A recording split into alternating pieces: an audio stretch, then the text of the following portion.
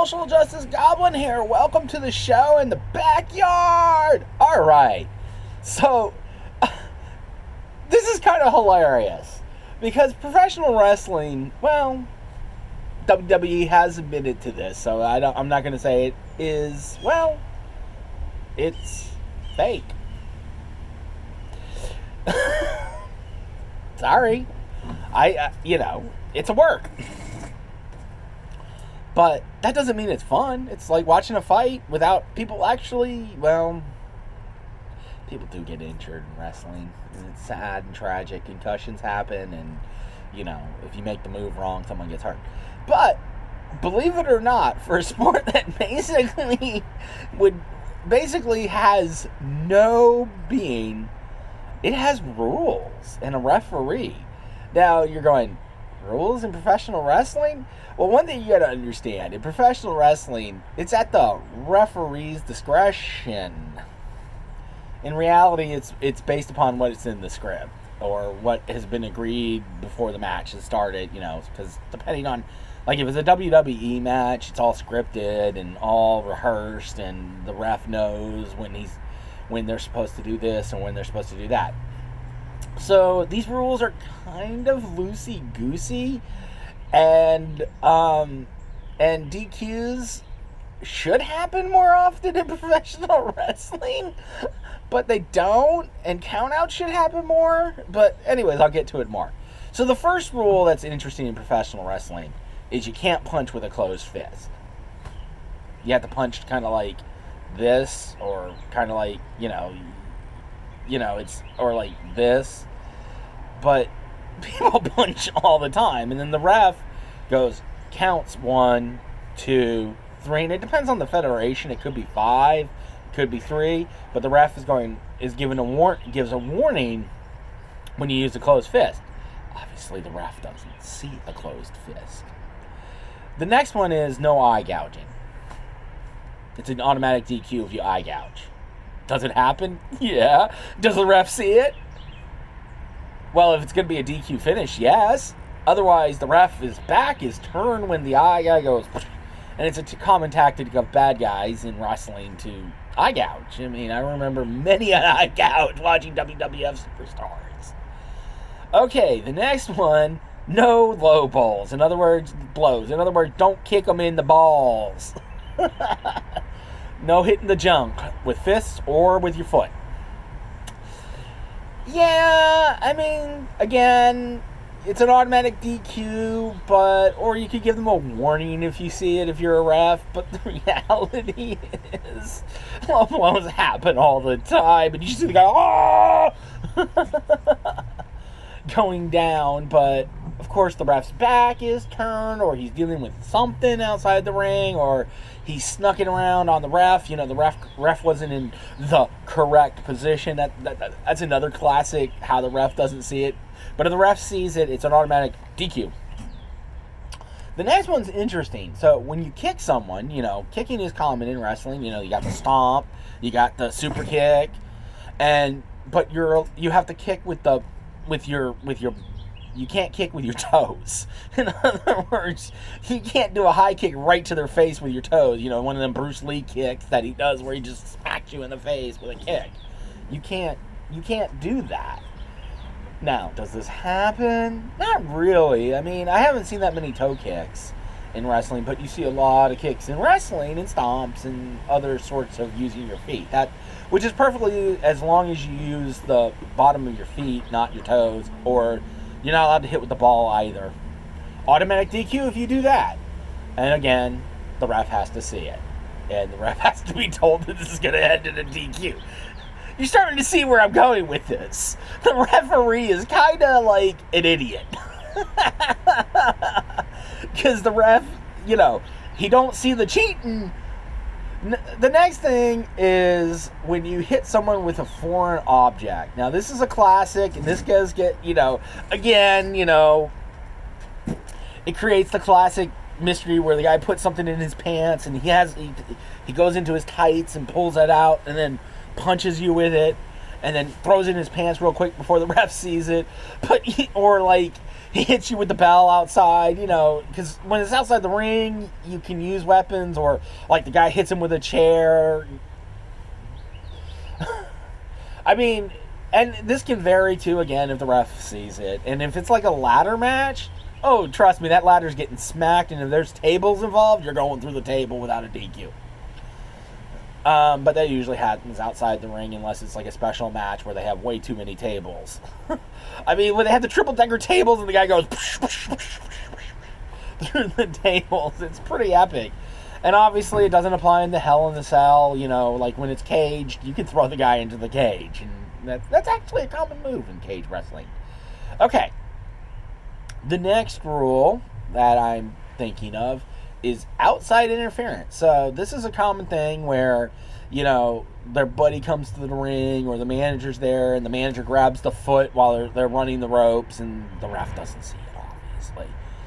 And so that, it's sort of like when the guy takes the turnbuckle and does the punches, you hear the count.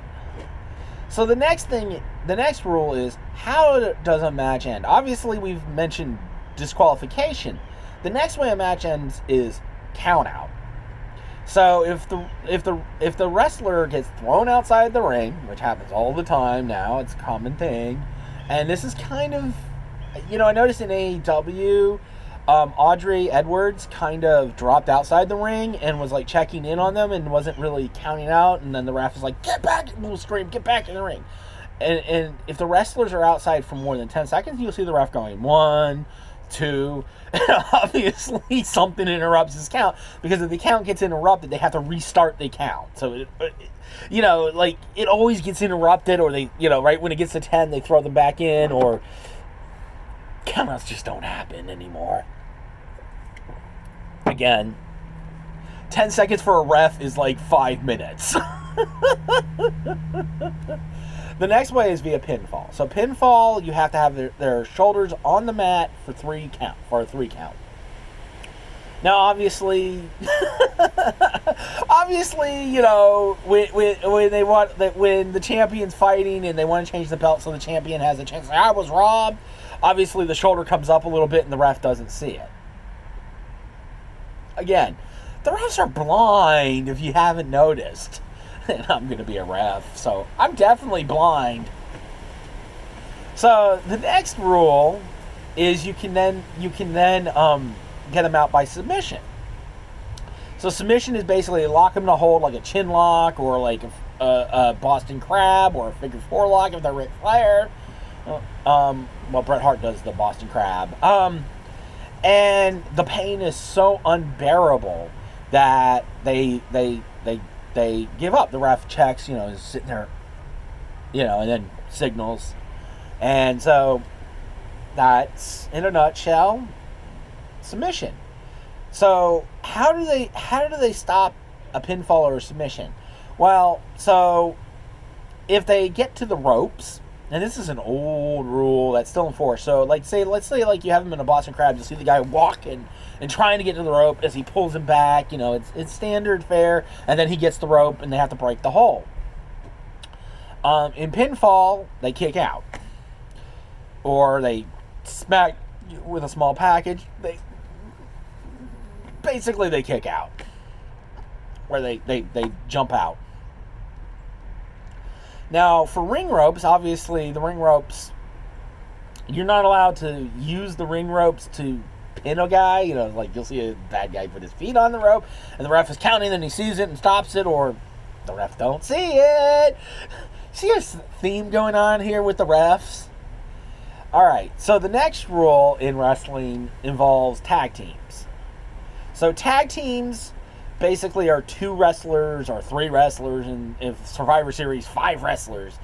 And in theory, the wrestler is not only one wrestler in the ring at a time. Obviously, when you tag the guy, you have a 5-second transition to do that. It doesn't always happen that way, and refs have a hard time. The more people in the ring, the less the ref is enforcing them.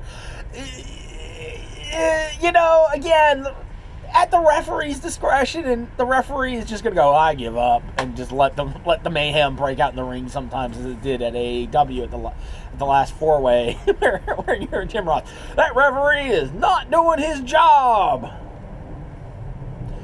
And so, but the only way you can change wrestlers, so like if one wrestler jumps in the ring, the referee can stop you. Again, referee discretion.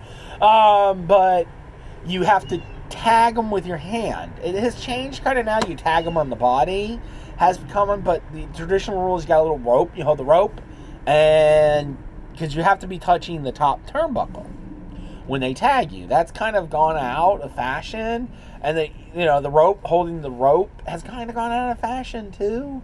I'm sure they still do it occasionally, but a lot of them just touch the body and then they switch. Then we go into the specialist matches.